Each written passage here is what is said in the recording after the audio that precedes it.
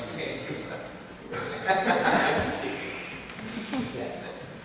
ahead. What is the PNCIMA advisory agreement? I don't mention it where it's local people, but there's a lot of people that do business on these islands and they don't live here, they're not involved, you know, it's a business they have. But a lot of us, there's a lot of people living here for years and years and years and they're integrated part of this whole community.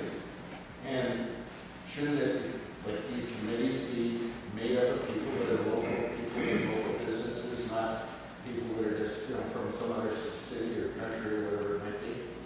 And because whatever happens up here, and we've got to do something up here, there has to be a high management plan.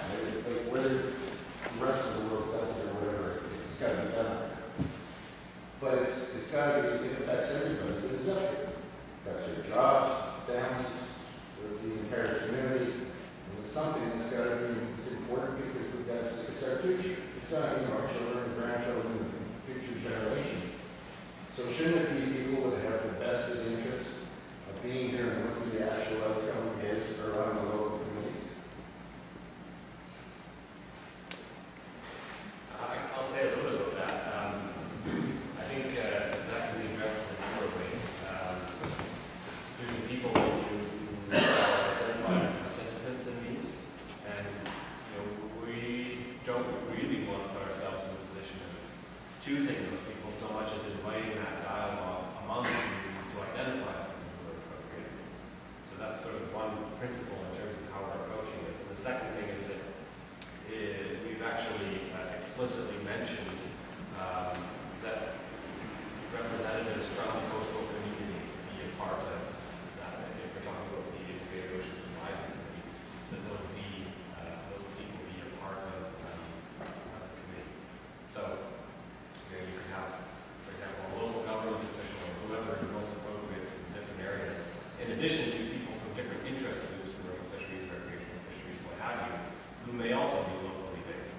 But we would be inviting those different communities of interest, if you like, as opposed to a geographic community like Skidegate, to identify the people who are best to participate in this.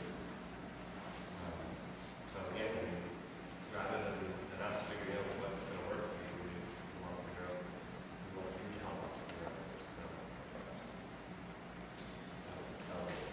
And we need to, please, you can have the last word. Yeah, so I guess one thing, it is a good question about, you know, like Rick, you talked about we have to have a plan for height of wide. And I guess the question is, well, how does it relate to this planning for this broader area, right? And so I think, you know, a working group might be one way of doing it, where there's a height of wide group. Because, you know, when you set up this, and you remember the acronym, the larger advisory, the Oceans, Integrated Oceans Advisory Committee, how many people is going to have on it? And let's say it has 30 people. How many people are actually be from height of wide, know the issues of height of wide? You know, our input is going to be quite diluted, you know, through that process. So, you know, having a smaller group, a geographic group, which basically can identify information that should be brought, you know, to that larger table, you know, might be a way of doing it. I just wanted to say that I didn't think that what you said was provocative. It seemed to make sense to me. Thank you. I'll use that later when I was just teasing. Yeah. It's okay. Okay, well, we do need to wrap up. We said we'd wrap by 9 and it's a little bit after 9. Can I go and go before we leave? You can. You can. So let me just say that I've noticed some of you have been jotting notes down on that feedback form. Please provide those to us. If you think of things, answers to these questions that you'd like to provide later, by all means, they'd be welcome. Because these are not easy questions to answer. So if you're prepared to give that feedback, it sounds like some of you are going to phone Neil, but if you want to provide it in some other way, please do. And I think we should have a joke for the wrap-up of the evening, please. Coffee.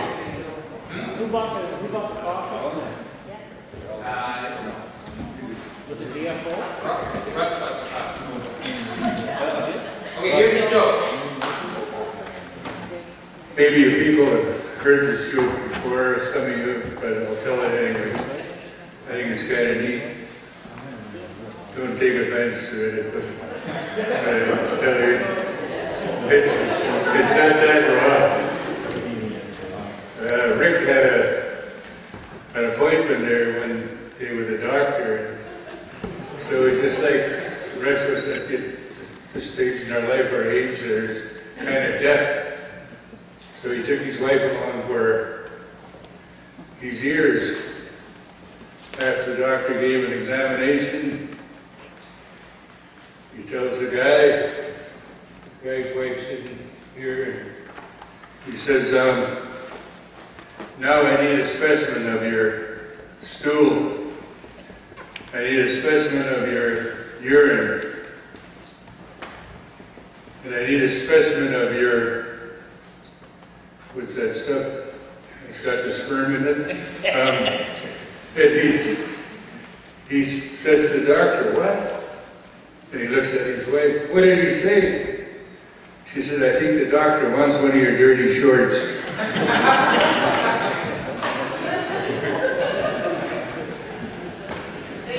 Thank you very much, Paul.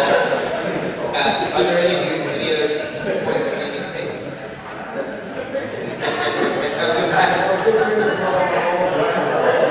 We got a lot of mathematists here.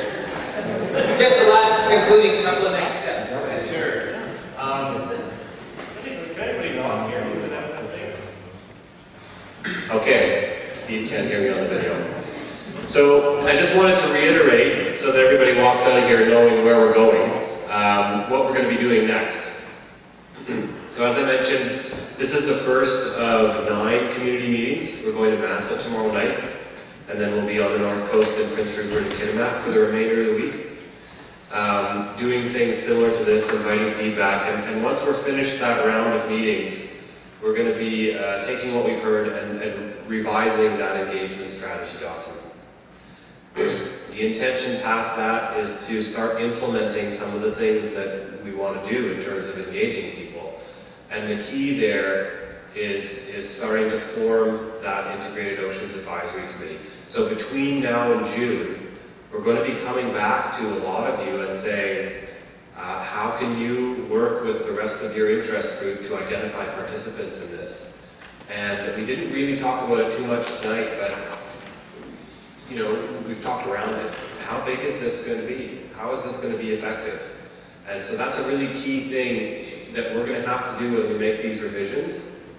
So if we don't get feedback on that, we're going to go away and have to figure out what we think works best. So keep that in mind, and please, in terms of your written comments and things, give us a sense of what you think is going to work. So anyway, we're looking to form that committee in June. We'll be sending out invitations for nominations and people to identify themselves as participants between now and then once we've got that committee convened, we're going to start that planning process. And I would envision that if we're looking a little bit further down the road, we would want that committee to sit and develop some of that overarching direction in working with the planning office. And then we're going to start identifying what are those topics for working groups, and what are the working groups going to look like, and starting to take some of that on. So that's where we're going. We've got a lot of work to do in the next couple of months, and then in the next 2 years beyond that. But these are some of the things that we're going to take on first. So you will be hearing from us both when we are looking for participants, and when we revise these documents. You'll see those as well, in addition to broader updates. Now, the last thing I wanted to say is that for anyone who is interested in sort of following along with this, we do have a listserv, and we send out things like newsletters every once in a while.